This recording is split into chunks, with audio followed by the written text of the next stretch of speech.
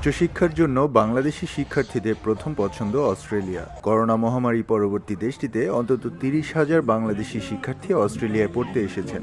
প্রতি বছর ঈদ মৌসুমে বাংলাদেশি শিক্ষার্থীদের জন্য প্রবাসীরা আয়োজন করে ব্যতিক্রমধর্মী ঈদ আনন্দ আড্ডার। এবারের ঈদের পরও এর ব্যতিক্রম হয়নি। এবছর সিডনিতে একাধিক ঈদ পুনর্মিলনীর আয়োজন করা হয়। সিডনির মিন্টো ও ল্যাকাম্বায় আয়োজিত ঈদ উৎসবে প্রবল শীত উপেক্ষা করে দূর দূরান্ত থেকে বিপুল সংখ্যক বাংলাদেশি শিক্ষার্থী ও পরিজন নিয়ে প্রবাসী বাংলাদেশিরা অংশগ্রহণ করেন।